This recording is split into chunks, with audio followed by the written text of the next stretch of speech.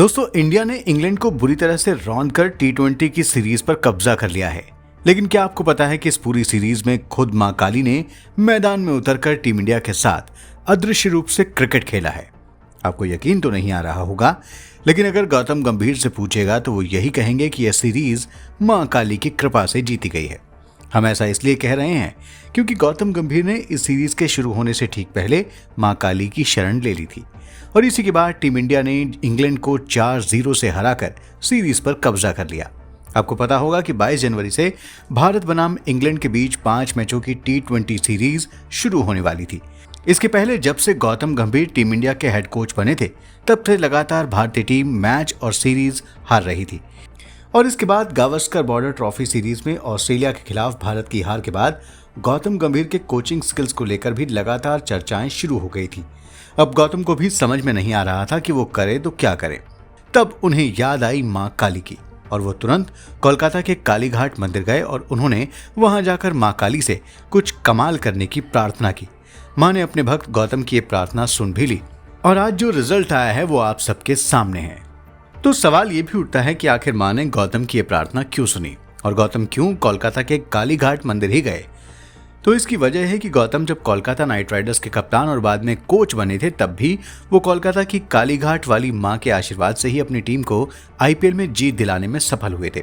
इसके बाद से गौतम की आस्था कालीघाट की काली मां के प्रति काफी बढ़ गई। जब भी मौका मिलता है, गौतम अपनी मां से मिलने के लिए कालीघाट अक्सर चले आते हैं। कालीघाट मंदिर को देश के 52 शक्तिपीठों में से एक माना जाता है और यहाँ मां सती के दाहिने पैर की उंगलियां गिरी थी। यह स्थान काफी सिद्ध माना जाता है और यहाँ आने वाले भक्तों की मनोकामनाएं मां काली जरूर पूरी करती हैं। गौतम के इसी विश्वास के साथ बैटिंग कोच सितांशु कोटक भी मां काली के दर्शन करने गए और इसके बाद आपने देखा ही होगा कि किस तरह से भारत के बल्लेबाजों के ऊपर मां के आशीर्वाद की बारिश ऐसी हुई कि अभिषेक शर्मा ने 37 गेंदों पर ही सेंचुरी ठोकने का रिकॉर्ड बना लिया।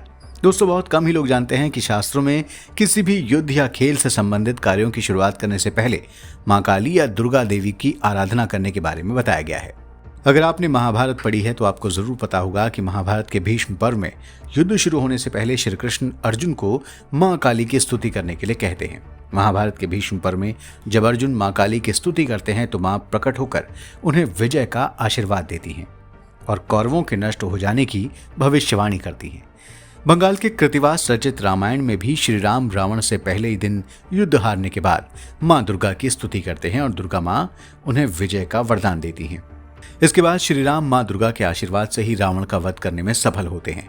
ऐसा ही गौतम ने भी कर दिखाया।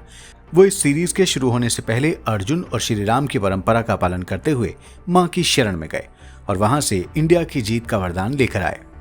इसके बाद की कहानी तो आप सबको पता ही है। तो दोस्तों, आप सभी से भी यही गुजारिश है कि जब भी टीम इंडिया किसी देश के खिलाफ मैच खेले तो आप भी मन ही मन मां काली से भारत की जीत की प्रार्थना करिएगा। और अगर आपको हमारा वीडियो पसंद आया हो तो आप इसे जरूर लाइक करिए और हाँ, हमारे चैनल द कर्मा को भी तुरंत सब्सक्राइब कर लीजिए।